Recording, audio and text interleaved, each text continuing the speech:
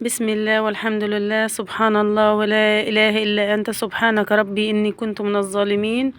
فيديو النهاردة طبعا يا جماعة ده روتيني اليومي، الأشغال اليومية. بس النهاردة جايبالكم فكرة لنجاح تخليل المخلل الليفت إن شاء الله بعد ما هنضف السلم معايا زي ما انتم شايفين كده. السلم ده السلم اللي طلع على السطوح، بدأت ان انا انضف لان الدنيا عليه خربانة خالص والتراب متراكم بطريقة فظيعة جدا. فقلت النهاردة فاضية واروح اجيبه انا من اوله لاخره كده وانضفه. سبحان الله، الواحد ساعات بيتشغل في مشاغل البيت كتيرة وبينسى ينضفه، بتتراكم عليه تراب كأنه مهجور صراحة. سبحان الله يعني. فده طلع على الفراخ، فنتيجة ان طبعا التربة بتاعة الفراخ وكده فبيترب، بيبقى بطريقة غريبة يعني. فبسيبه فترة طويلة انا لما افضى بقى. النهاردة قلت ايه مخصص للموضوع ده، فهنضف السلم وهعمل شوية حاجات في البيت. طبعا بعد ما نضفت السلم جايباه من الدور اللي فوق تاني او دورين لفوق. هنفض طبعا الاتربة المتراكمة على السلم بتاعي. وسبحان الله، ربنا يديكم الصحة والعافية كده، وإن شاء الله تقوموا بكل الأشغال المنزلية اللي عندكم في البيت. أنا سبحان الله يعني مش على طول كده يعني بصحتي، لما ألاقي نفسي فيه صحة بروح بشتغل بقى كل اللي أنا نفسي فيه. جايبة طبعا السلم تراب عليه متراكم بطريقة فظيعة. طبعا الأتربة دي جاية من إن احنا ساكنين في منطقة زراعية، فبيبقى طبعا تراب كتير، فعايزة تنظيف أول بأول. يستحسن انك انت تنظفي الاتربه دي اول باول، بس على قد ما الواحد بيقدر يعني، لما يكون عنده صحه بيعمل كده ان شاء الله. شايفين التراب قد ايه متراكم، نزلته للدور اللي احنا ساكنين فيه، فهلم كل الاتربه دي شايفين، ولا كانه مهجور بقى له فتره. انا بنظف السلم اللي نازل من الشقه والسلم لتحت، لكن السلم اللي طالع لفوق ده ساعات بتركه فتره طويله وبنساه يعني. عايز طبعا يتغسل غسله كويسه، فانا هستغل ان شاء الله فتره كده تكون الجو دافي كده وكده، واخده اجازه، وهنضيفه من اول، هنزل عليه الخرطوم الميه وهغسله ان شاء الله. التراب كده لميته كله، ومره تانية هبقى ان شاء الله هغسله وهغسل السجاد معي ان شاء الله باذن الله. يعني ناويه ان انا اغسل السجاد رغم ان هو شتاء، بس انا بحب اغسله في وسط الشتاء كده عشان يبقى نظافه يعني. ففي مرة تانية ان شاء الله هغسل السجاد في الشتاء ده دلوقتي، بصحى بدري خالص وهغسله واوريكم الفيديو ان شاء الله. وادي لمينا التراب اللي فوق السطح اللي على السلم. نروح بقى روتيننا اليوم الجديد ونعمل بقى المخلل، وانجح طريقة لتخليل المخلل بطريقة صحية جدا. وان شاء الله هتكتشفوا ان في تكة انك انت ممكن تعمليها تخلي معاك المخلل ناجح جدا، وهي اللي بتفشل. مهما كانت الملح مظبوط، ومهما كان المخلل حاطاه في برطمان جزاز ولا حاطاه في وظبط الملح وظبط الميه وكل حاجه، لكن في تكه هي اللي بتخلي معاك المخلل مقرقش وطعمه حلو خالص ولونه احمر بلون البنجر، بدون ما تحطي له بنجر، بدون ما تعملي له اي حاجه. التكه دي هقولها لكم يا جماعه، وهتكتشفوا ان حاجه بسيطه جدا هي اللي بتفرق معاكي في لون المخلل. والله ما هتحطي اي حاجه ولا هتضيفي له اي حاجه، لونه هيبقى زي لون الورد، لونه احمر وجميل جدا. هي التكه دي. طبعا انا هنا بنضف المخلل او اللفت تنظيفه كويسه، وبعد كده هغسله غسله كويسه لان بيبقى عليه طين وتراب.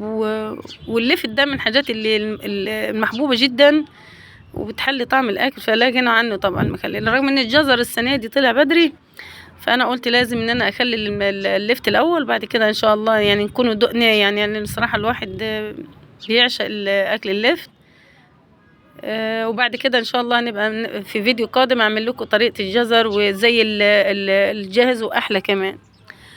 قشرنا طبعا كميه، انا قاعده فوق السطوح هنا ومرحرحه خالص. اهم حاجه ان انا كل الاشغال بحب اعملها في السطوح في الشتاء، بحس ان كده الواحد بياخد جرعه من الدفء. وهنا المناظر الطبيعية حواليا، فبحس ان انا قاعدة وسط حديقة يعني، ولا كأنها قاعدة في حديقة، حديقة خضراء يعني. شايفين الزرع والوجه الحسن جنبية. طبعا احلى منظر الواحد بيعشقه هو منظر ايه، الزراعة والورود اللي حواليا دي، فانا بحب المنظر ده خالص. والشمس طبعا بتدي الواحد احساس كده وبترفع معنوياته طول اليوم. الشتا ده بيحسس الناس بالكآبة، فانا يعني من النوع اللي هو انا يجي الشتا كده بحس ان انا كئيبة جدا، وبصدق ان انا اطلع فوق الشمس بحس ان انا خدت جرعة من النشاط ورفع المعنويات كده. والله الشمس جميلة جدا وبترفع معنويات الانسان يعني. فيا ريت لو عندكم شمس لازم تقعدي فيها ساعة وساعتين. وخاصة والله يا جماعة كمان هنصحكم نصيحة طبية، خاصة ان الناس اللي عندها اكتر من 40 سنة لازم تشوف الشمس يوميا على الاقل ساعة وساعتين، لان الكالسيوم عند الستات بالذات يعني فبيقل بعد سن 40. وخاصة لو شفتوا انا فيديوهات منزلاها على قناتي التانية، وقلت لكم قناتي التانية جات لي فكرة ووصفة ان في يا جماعة امراض بتصيب السيدات بالذات بعد سن 40. الامراض دي انت في غنى عنها، انك انت بتستغنى عنها بانك انت تقعدي ساعة وساعتين. ايه هي الامراض دي؟ نقص فيتامين د، ونقص الكالسيوم بيسبب هشاشة في العظام ويسبب الام في كل انحاء الجسم.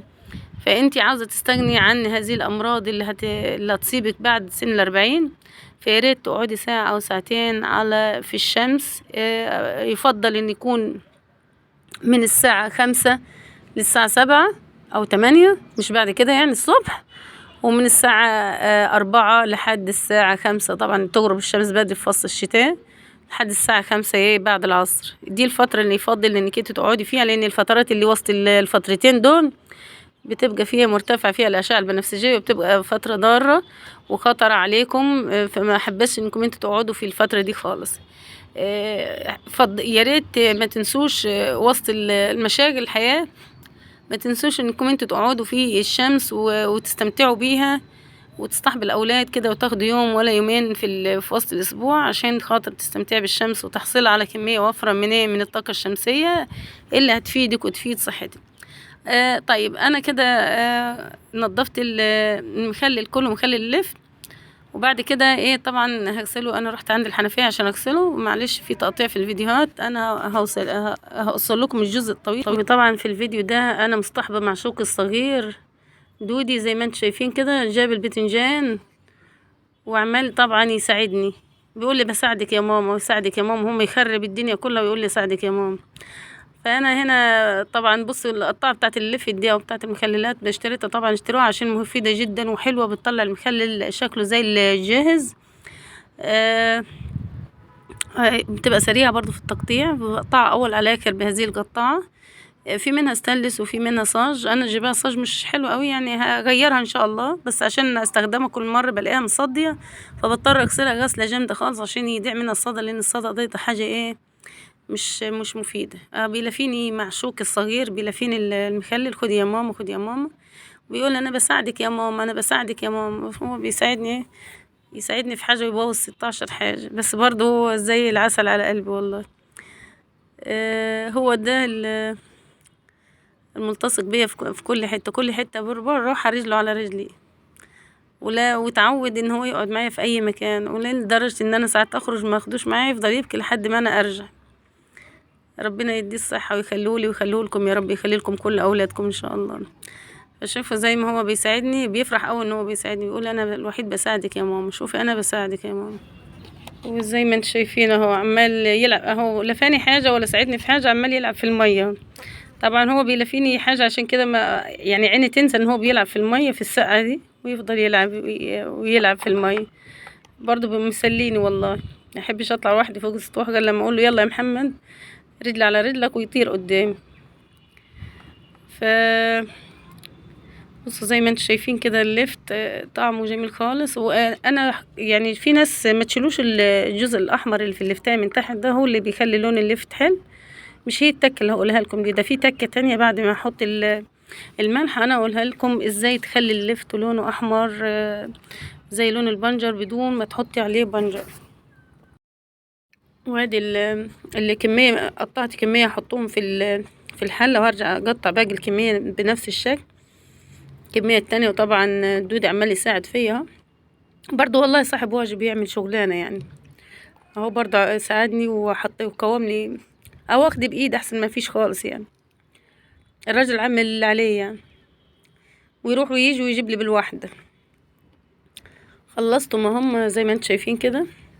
فاضل بس دلوقتي هقول لكم الخطوة الاخرانية هنعمل ايه عشان خاطر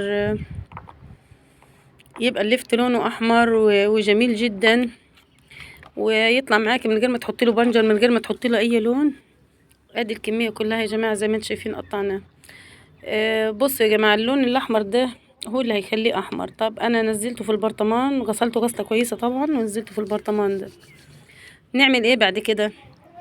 بصوا يا جماعة، الملح انا بضيف لكل 5 كوبايات ملح 5 ملاعق ملح ومعلقة زيادة، يبقوا 6 انت كده. وضفت له معلقتين شطة عشان بيبقى لونه طعمه حلو بالشطة، يعني ما تحبهوش ما تحطيش شطة، بس انا بحبه بالشطة صراحة. يبقى كل 5 مجات مية 5 ملاعق كبيرة ملح، وضيفي معلقة تانية يبقى 6 ملاعق لل5 كوبايات او ال5 مجات. حطيته لو انا ما عنديش وطلعته. بص التكه هي اللي بتفرق معاكي انك انت تطلعيه على السطح كده، ولازم تحطيه ما تحطوش على الصبه او على الخرسانه على طول. حطي تحتيه كرتونه او حاجه، يعني لازم، لان هو لو